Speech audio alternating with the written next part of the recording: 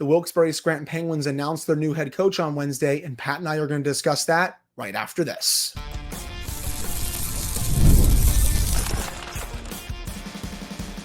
You're Locked On Penguins, your daily podcast on the Pittsburgh Penguins, part of the Locked On Podcast Network, your team every day.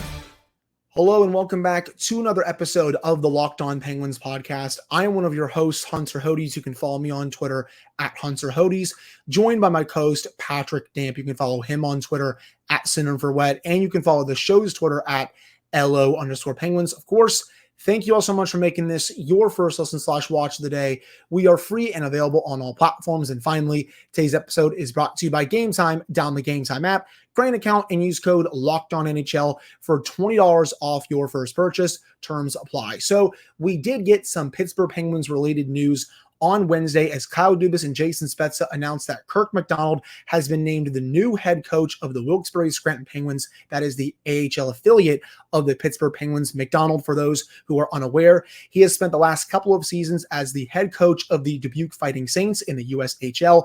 In this past season, his team went 41-13-8 in the regular season before winning the Eastern Conference Championship in the Clark Cup playoffs. He's been coaching for a little over a decade, and I really like this move just because it's a nice, fresh hire. When I was reading through this announcement and just looking him up in general, there were really no ties to Kyle Dubas, no ties to Jason Spezza. They're taking a chance on someone who has done a fairly solid job coaching-wise, and they think he can do a good job now in Wilkes-Barre with the Penguins in their minor league team. So when you first saw that move, what did you think of it? I'm a big fan of it because, like you said, this isn't somebody that's tied to Kyle Dubas or Jason Spezza. I know the meme is that Kyle Dubas loves his guys, but that's every general manager in the National Hockey League. Maybe not every, but most of them. I mean, look at Vancouver right now. They're becoming Penguins West with everybody Rutherford and Alvin are bringing in. But you look at this guy's coaching record. He's 40 years old, so he's everybody wants this organization to get younger. There you go. You got a 40-year-old head coach leading the AHL team now. But what stood out to me even more was not so much his success with Dubuque in the USHL. He spent a long time with the Flyers ECHL affiliate, the Reading Royals, and in that time, that team never had a losing record. Now, bit of a different situation. The Flyers have been sort of rebuilding, sort of not rebuilding. They've had prospects. So there's a little bit of a difference there in that he probably had a better talent pool with the Reading Royals than he's going to have with the Wilkes-Barre Scranton Penguins, at least initially. But by the looks of it, wherever this guy goes, he finds ways to win. He finds ways to keep the teams competitive. So this is, on the surface, a very solid hire. Now I want to see who they bring on to help him on the bench. Right. And I really like this hire also just because it's someone who can bring in fresh, new, innovative ideas. You brought up his age. He's 40. So you're not bringing in a quote unquote old geezer here or anything like that. And they're entrusting him to develop this next wave of players that could impact the Penguins, a few years down the line overall. But those are like the main reasons why I really liked this hire when I first saw it. There were a couple of other names that were rumored to be in the mix that did have ties to Dubas and Spezza, but they opted to go away from them to bring in someone who's fresh, new, innovative, and I think also a little more exciting. Another thing I think this move also should indicate to people, Mike Sullivan has a fairly long leash in this organization. Say he were to get fired at some point, I don't think MacDonald is going to be the one that takes over for Sullivan, like Sullivan took over for Mike Johnston when he became the head coach of the Penguins. I think MacDonald is going to try and be in Wilkes-Barre for the long haul. I think if there's a coaching change to be made at the NHL level and Sullivan goes out, I think it's someone with NHL head coaching experience would come in to replace him. I don't think it's going to be MacDonald. It would probably be David Quinn. I know that hurts to hear, but again, I come back to, I know a lot of people don't like David Quinn's head coaching record, and I'm among them, but I also look at some of the situations he was in. he was right at the tail end of that Rangers rebuild when they were finally coming out of it and starting to compete. So you can give him some heat for that, because while they weren't contenders yet, they probably should have been a little bit better than they were under Quinn. But then he goes to the San Jose Sharks, who are just god awful. So you can't really fault them too much for that. But at the same time, you're right. Like, you look at this guy, 40 years old, ECHL experience, a couple years of NCAA experience, and USHL experience. This isn't a guy you brought in to turn the heat up on your head coach. And yes, I still have my questions and my issues with Mike Sullivan. So do I. A couple of years, but I still understand he has been dealt a pretty poor hand between goaltenders underperforming and then having 2.5 seasons of a management group that seemed like they were damn near actively sabotaging the team. There's a lot more than just, hey, this team is there, but they don't have the right coach. We have seen that a lot over the last couple of seasons. We see it right now with the Edmonton Oilers. They haven't made all that much of a change, all things considered, but they got a new coach, and he unlocked everything. I think you look at Mike Sullivan, and yeah, there's been some questionable moves, but the Penguins' problems are multiple, and I don't think the head coach is high on the list. I mean, I still, looking back, I mean, I still probably would have moved on from Sullivan this offseason. I was very clear with that take heading into the offseason. I felt like it was time. They obviously didn't. I don't work for the organization. I'm not Kyle Dubas or Jason Spezza here, people, but we don't obviously don't have to rehash that overall. But just, going back to your point about Knoblauch, I know some people may point to that and be like, oh, well, maybe someone like McDonald could replace Sullivan. Well, Knoblauch was fully ready to be an NHL head coach. He had been kind of getting groomed for that role over the last few years. I think McDonald, he needs to get at least a couple seasons under his belt to maybe, 3 to 4 seasons before we can start talking about that overall. But again, I'm just really excited about it. And this continues to show that Kyle Dubas and company very much want Wilkes-Barre to keep being competitive for this year and years to come. They've invested a lot into that team, and you're continuing to see it, especially with this hire. You do. And to kind of build off something that you were saying there a little bit ago, this could be a guy who could be a future Penguins coach, but it's not going to be right away. This isn't going to be the Penguins get off to a poor start this coming season, they fire Mike Sullivan, and McDonald comes up and replaces him. However, he spends 3, 4, 5 seasons with Wilkes-Barre Scranton.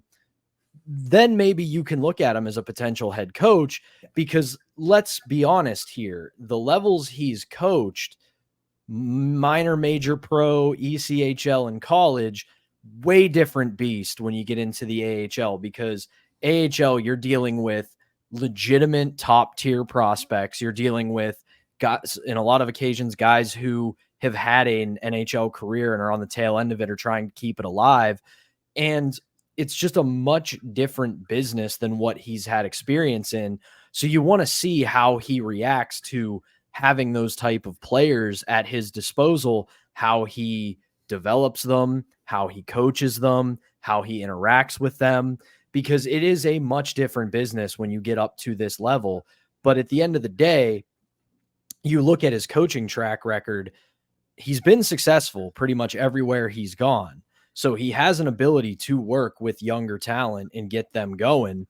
So I'm very curious to see what he does with Wilkes-Barre this year. Yeah, and that's why you take a chance on someone like that, right? I mean, he's been successful everywhere he's been at, so why not see what he can do at the next level in the AHL and see what he can prove against some of the other coaches and the other teams in that league. So we're both fans of this hire. Hopefully it works out for Wilkes-Barre and the Pittsburgh Penguins, and that will officially do it for this first segment. Coming up in the second segment, we're going to take a look at the Jacob Markstrom trade and how that could be what Tristan Jarry's value could be in a trade if he were to get dealt this offseason. But before we get to that, we have to tell you all about our first sponsor, and that is Game Time. It's an authorized ticket marketplace of Major League Baseball, which makes getting tickets faster and easier. Prices on the Game Time app actually go down the closer it gets to the first pitch, and with killer last-minute deals all-in prices, views from your seat, and their lowest price guarantee. Game Time takes the guesswork out of buying MLB tickets. You have last minute deals. You can save up to 60% off buying last minute tickets for sports, concerts, comedy, theater, etc. There's also flash deals. Save even more with exclusive in-app deals on select seats ahead of the game or event. There's also zone deals. Save even more when you choose a section and let Game Time choose the seats for you. There's also the lowest price guarantee, or Game Time will credit you 110% of the difference. And one more thing, you get a full view from your seat in the app before you buy the tickets. Take the guesswork out of buying MLB tickets with Game Time. Download the Game Time app, create an account, and use code LOCKEDONNHL for $20 off your first purchase. Terms apply. Again, create an account and redeem code LOCKEDONNHL for $20 off. Download Game Time today. Last minute tickets, lowest price guaranteed. All right, we're back here on this episode of the Locked On Penguins podcast. I'm one of your hosts, Hunter Hodes, joined by my co-host, Patrick Damp. So, Pat, I think NHL GMs thought the offseason started today because you know what they're saying to the Stanley Cup Final? They're saying, you know what, Edmonton and Florida, screw you guys. We're going to get started on our offseason moves. And that's what you've seen today. There's been a lot of action around the league, including Jacob Markstrom being traded from Calgary to New Jersey. I really like this move for the Devils. They only are sending back a first-round pick in 2025, which is top 10 protected, by the way, and then defenseman Kevin Ball. And the Flames are retaining 30% on Markstrom, so that knocks down his cap hit by a significant amount. I think if Markstrom gets back to the level that we've seen him play at numerous times in the league, I think that can really turn the Devils into a playoff team next year, especially if they stay healthy. They're great up front. Defensively, they're strong. And even with Sheldon Keefe as head coach, I don't think he's that good of a coach, but I still think he would be good enough to get that team back to the playoffs. He has the high-end talent in place. They're deep. They're mobile on defense. And they finally, hopefully now, have a number one goaltender. With the Flames, I just really don't like this return that much for them. I'm sorry. Kevin Ball is just the standard run-of-the-mill number 4, number 5 defenseman. I don't even know if he's a number 4, to be honest. I kind of think he's just a bottom-pairing defenseman in the league right now, in my opinion. You're retaining on Markstrom's contract. And that first-round pick, yeah, it's a first-rounder, which is fine and dandy. But if the Devils' season next year is successful, that's going to be a very late first-rounder, which almost turns into a second-rounder. So, as I said earlier this week, if I am basically every contender, even the Penguins, who I don't think are a Stanley Cup contender heading into next season, I am still calling Craig Conroy every day just because I don't think he's that good of a general manager. Now, how does this play into Tristan Jarry? Well, this is the type, I think, of value that you could look to be getting for someone like Jarry. Just when you compare his stats compared to Markstrom's, they're very similar overall. And yeah, I mean, I would like to get a first back for Jarry, even if it's next year. I think that makes sense. But, you know, you probably are also going to get back a standard run-of-the-mill bottom pairing guy. And then you very well might have to retain on that contract just because it's for a lot more years. It's $5.375 million. So I think if Jarry does get moved this offseason, you're probably going to look at an underwhelming return, as I said a couple weeks ago when we discussed this. Boy, what a difference about a day makes, because I said I wasn't totally sure about your Craig Conroy, put him in the column of bad GMs who you should call all the time. You look at this trade and just woof. I mean, I understand that they have a bit of a sordid history here with Markstrom, where they got him to waive his no move and then didn't trade him last season, and that really soured their relationship. And it was really hey, Calgary and New Jersey, get it over and kiss already, because we know this is what the trade is going to be for Markstrom. But you look at that return and you figured you could get a little bit more, and then you get it retained a little bit by Calgary, and that's just a rough deal. But I like what you're saying here. I like the fact that this actually kind of maybe gives Kyle Dubas an opening if he wants to move Tristan Jarry. He's still got 4 seasons left. It's 5.375, which is going to be a little bit tougher to move, given how a lot of teams don't want to spend that much on goaltending outside of having the truly elite goaltenders in net. I hate to interrupt you, but they probably will have to retain a little bit on that contract if they move him. I mean, the Flames just did it here with Markstrom. I think he's better than Jarry. I know he's a bit older. He's been more experienced in the playoffs, but if you're asking me who I would take compared to the two, I would take Markstrom, even though he's a little bit older. Yeah, in the last couple of years, he's been down a little bit, but I think he can be a bit better in New Jersey, where the team's a contender. I think they play better defensively. I think Sheldon Keefe will have them playing more stingy in their own zone. But just getting back to the overall topic, you're going to have to retain at least a little bit if you move Jarry there.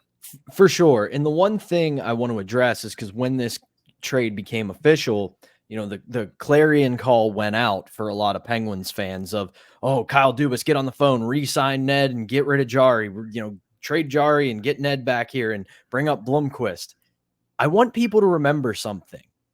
Yes, we all have that high of Alex Nedeljkovic coming in and taking over at the end of the season and going on a run.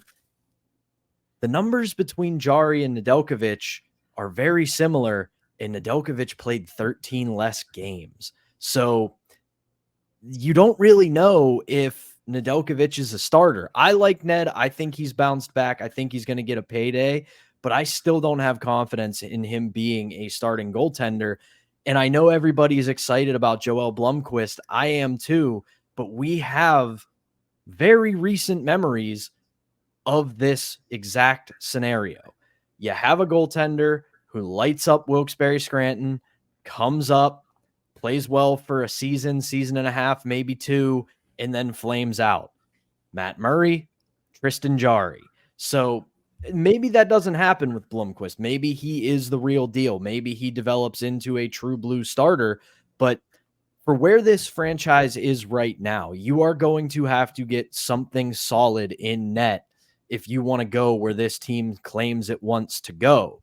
So I'm not against them finding a move for Tristan Jarry to open up cap space, spend elsewhere, but you better be very certain what you have in net is going to work, or else none of the other moves are going to matter, because if you don't have a goalie that can stop a puck, go look at the Devils. I know they had a lot of injuries this year, but their biggest problem was they could not get a save, so they had no way to even reinforce themselves behind those injuries. Right. I mean, anything they do in net for next season is going to carry a big risk. If you bring Jarry back, that's a risk. If you trade him and you re-sign Nedeljkovic and you have that tandem with him and Blomqvist, if he's ready, that's a big risk. Say you also maybe bring back Ned, trade Jarry, and you sign a backup to go behind Nedeljkovic. That's also a big risk. Or if you let Ned walk, trade Jarry, and you bring in someone else, that also carries a risk. I feel like there's no true easy answer to this situation for the Penguins. I mean, as I've said on the show a lot, I would love someone like Linus Ullmark, but I'm not sure the Penguins have what the Bruins would want for that type of trade. I also don't know if the Bruins would want to send him to the Penguins in general. So anything they do in net is going to carry a risk for next season. Yeah, and you also brought up a good point that goalie trades are weird. That you rarely, if ever, get any sort of big time value out of goaltender trades, just because most of the time it's a team moving on. It's not a team acquiring a goalie. So they're actively trying to get rid of the goalie. I mean, you even look at the Kings and Capitals trade today for PLD and Darcy Kemper. That was more or less LA just trying to get rid of PLD. That wasn't the Kings going out to try to get Darcy Kemper. So that was really two teams trying to move on from certain assets. And then you look at the Markstrom trade, and it was a team that needed a goalie, but a goalie who, while good, isn't exactly amongst the league's elite, but it's a lot better than what the Devils had. So if there is a Jarry move to be had, like you said, and I agree, there is likely to be some sort of salary retention, though that should give the Penguins pause because they still have 1 year left of retained salary from Jeff Petrie, as well as they've still got 2 seasons left of just under $1 million to pay Jack Johnson from a buyout. So they have some dead cap they have to deal with, and I don't know if they want to add on to that.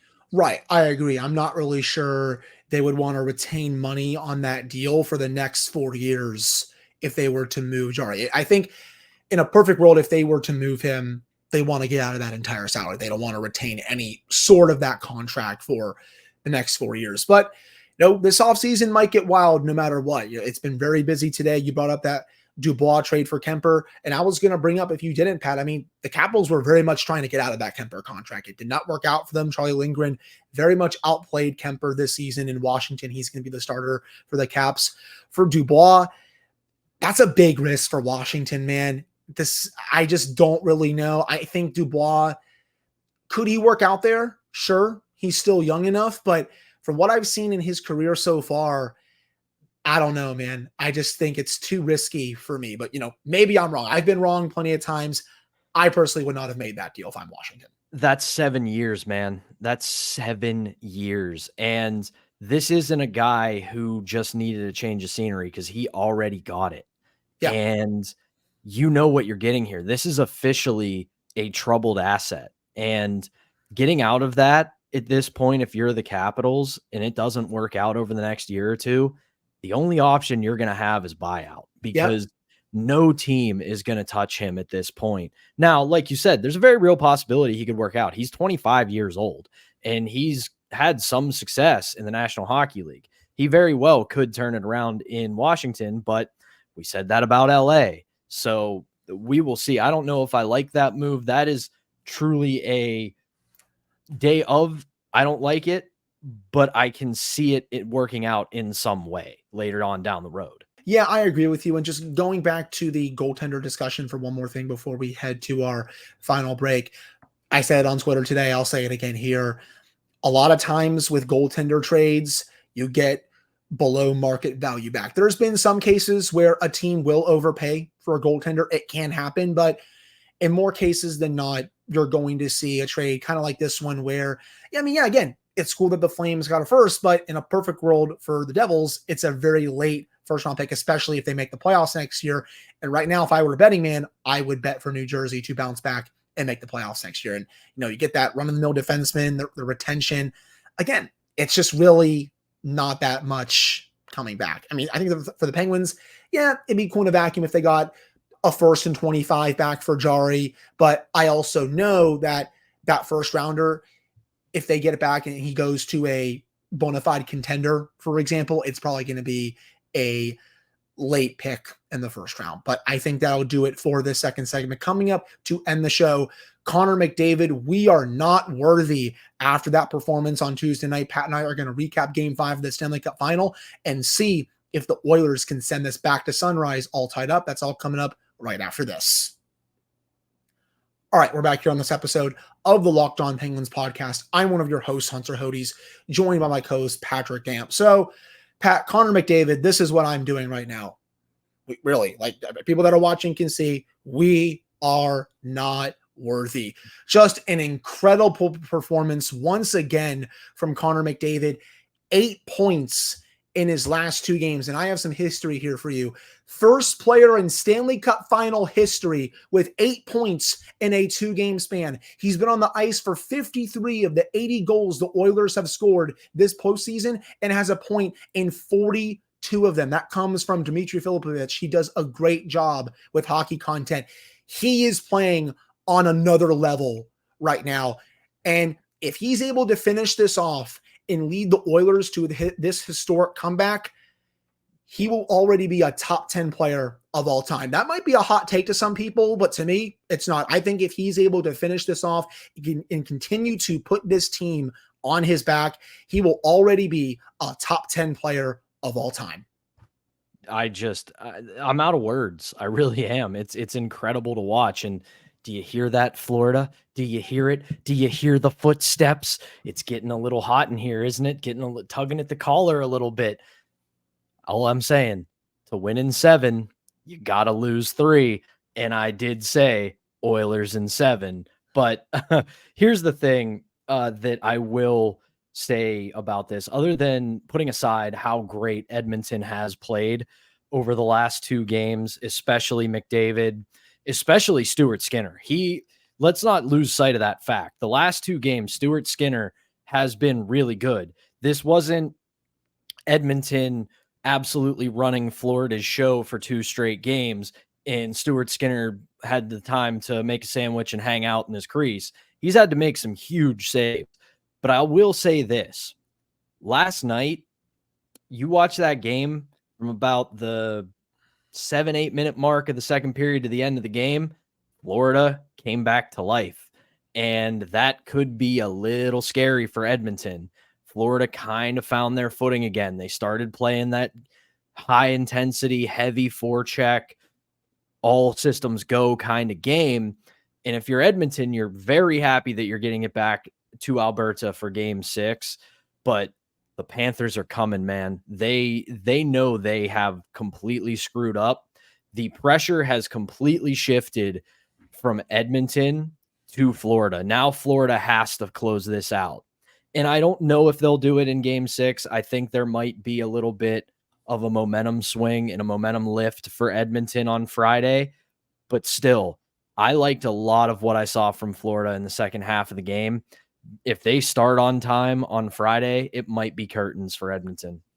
I mean, I do agree with you. I think Florida was the better team in the second half of the game. I thought when Ekman-Larsson made it 4-3 early in the third, I'm like, oh, Florida's going to tie this up in the next 5-10 minutes. I was kind of surprised when the Oilers got that empty netter at the end that they went on to win that game. Skinner was just that good the rest of the third period, just because the puck was mostly in the Oilers' own zone for that entire third period. But Skinner was just that great in net. And we also should shout out McDavid's defensive play. That's the best I've ever seen him defend, man. That was Selke trophy level stuff from McDavid in his own zone. It was a treat to watch. Yeah, I mean, that's the biggest thing is we're all obviously fawning over the offensive brilliance of Connor McDavid in not just this final, in this playoff, but underrated. He has been a tremendous 200-foot player all throughout this postseason. And yeah, he's getting his cookies. He's getting his points. He's going after a playoff scoring record that if this goes 7, wouldn't shock me if he breaks it or at least ties it. But at the same time, he is effective in all 3 zones of the ice. And it's not just Connor McDavid picks a pocket, skates past everybody, goes in and scores. No, he's covering guys down low. He's taking the body. His positioning is immaculate. And he is committed to playing a 200-foot game, which we have seen right here in Pittsburgh. It's from the 1991 Stanley Cup video. It's the Dance of Champions. When the best players who put up the most points can also kill you in the defensive zone, they become damn near impossible to beat. I think we also have to ask this question. Has he already locked up the Conn Smythe? I think so. It's really hard to argue against it at this point because we often forget the Conn Smythe Trophy isn't a Stanley Cup Final MVP. It's a playoff MVP. It's for all 4 rounds. I'm obviously a big proponent and participant in the Phil Kessel should have won it in 2016 debate, but I tell people, go watch that entire playoff. The first 2 rounds, yeah, it's Phil Kessel's Conn Smythe. But from the conference final to the Stanley Cup final, it's Sidney Crosby's, because Crosby elevated his game to an unbelievable level those final 2 rounds, and he still played pretty damn well in the first 2 rounds. That wasn't a lifetime achievement award for Sid. That was Sid winning it in the final 2 rounds throughout the entire course of the playoffs. However, when you look at McDavid's performance, he has been head and shoulders the best player in this playoffs. And I think if this goes to 7, he can win it. I think if Florida wins it in 6, it's going to be a lot harder to give it to him just for the sole fact that they were eliminated in 6. But I don't think it's going to be an easy vote. No, I actually would not be upset even if the Oilers lose on Friday if McDavid wins the Conn Smythe in general. I know I picked Barkov at the start. I think right now it's between those 2 overall for the Conn Smythe. But I feel like you can easily make the argument for McDavid to win no matter what, just because he's breaking records that I never thought would be broken in the Stanley Cup playoff history. Like the way he's playing in these playoffs has just been insane. He's been the best player in the playoffs. I know the voters hate giving it to a player on the losing team, but I feel like they really might have to make an exception here, man. They really I also might. want to say this, and again, I know this is getting almost into hot take territory because I'm not denying his greatness. He has been head and shoulders the best player in these playoffs. I don't care. Go argue with a wall. But if he has a, 1 goal, 1 assist, 2 points in a losing effort on Friday, I think it's going to be a lot harder. But if he goes off again and gets 3-4 points, you have to give it to him. But I think it's going to be contingent upon him having another transcendent game, because you think about the last guy to do it, J.S. Jaguar in the Stanley Cup Final. Yep. Without him, that they don't even come close. But this is kind of a little bit of a different scenario to where the first couple of games of the series, I don't want to say he was a non-factor because he wasn't, but he wasn't as dominant as he is now. But if he puts up another dominant performance, I can see him winning it even in a losing effort. I agree. I honestly just wouldn't be surprised by anything at this point in this series. I mean, I picked the Panthers in 7, but there's just so much pressure on them right now. I really won't be stunned by whatever happens next in this series. We fully have a series now, my friends, and game 5 scheduled for Friday, then game 7. If there is a game 7, will be on Monday. NHL, I hate you for this schedule. This series should not be over by Monday. It should be over before then, but I digress overall. And also for the Panthers, if they want to close this out on Friday, Bobrovsky's got to be better. The last couple of games, he's reverted to Columbus playoff Bob a little bit again. It's time for him to revert to this year playoff Bob and last year playoff Bob as well if the Panthers want to close this out. But I think that'll do it for today's episode of the Locked On Penguins podcast. Thank you all so much for taking the time to listen to / watch this episode. Pat and I will be back with another show for you all on Thursday. And who knows, maybe Kyle Dubas will join the party and make a move either the rest of the day on Wednesday or on Thursday before we record. We'll have to see on that. But for Patrick Amp, I am Hunter Hodes. Thank you all so much for tuning in. We really appreciate it. We'll be back on Thursday.